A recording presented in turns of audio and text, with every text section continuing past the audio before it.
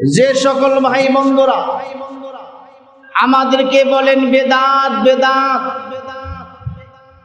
আমি তাদেরকে বলবো ইমাম বুখারী তিনি নবী ছিলেন না, রাসূল ছিলেন না, সাহাবী ছিলেন না, তাবি ছিলেন না, তাবে তাবি ছিলেন না। ইমাম বুখারী তিনি একজন মুহাদ্দিস ছিলেন। তিনি 192 হিজরিতে জন্মগ্রহণ করেছেন। 256 হিজরিতে ইমাম বুখারী তিনি পৃথিবী থেকে বিদায় নিয়ে চলে গেছেন। যে সকল ভাইরা আমাদেরকে বলেন আমরা বেদাতি,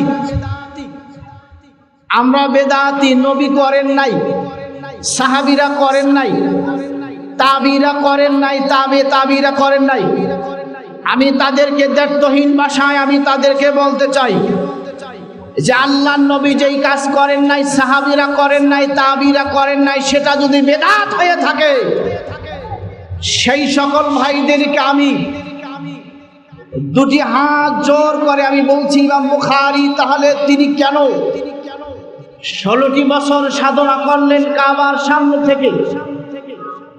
এবং ইমাম বুখারী এই কিতাবের মুকদ্দমায় ভূমিকা তিনি বলেছেন যে আমি এই কিতাব লেখার পূর্বে গোসল করেছি, 2 রাকাত নামাজ পড়েছি, সহিহ ছাড়া একটা হাদিস দেখিনি।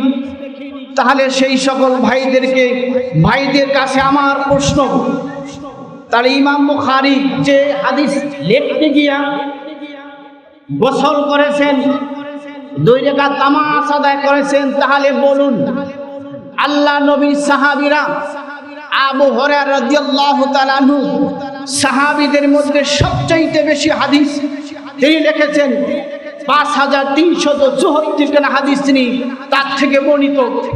তা তিনি তো হাদিস লিখেছেন, অন্যান্য সাহাবীরাও হাদিস লিখেছেন, তাহলে তো সাহাবীরা হাদিস লেখার পূর্বে গোসল করেন নাই, 2 রাকাত নামাজ আদায় করেন নাই, তাহলে তো ইমাম বুখারী বেদাতি।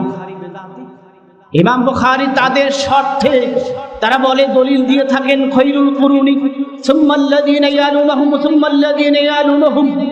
আল্লাহ নবী বলেছেন আমার যুগ শ্রেষ্ঠ, সাহাবী যুগ শ্রেষ্ঠ, তাবী যুগ শ্রেষ্ঠ, তাবী যুগ শ্রেষ্ঠ। তাহলে 3 যুগে তো কোনো ব্যক্তি কোনো প্রমাণ পাওয়া যায় না যে আল্লাহ নবী এই হাদিস লিখতে গিয়ে গোসল করেছেন, 2 রাকাত নামাজ পড়েছেন।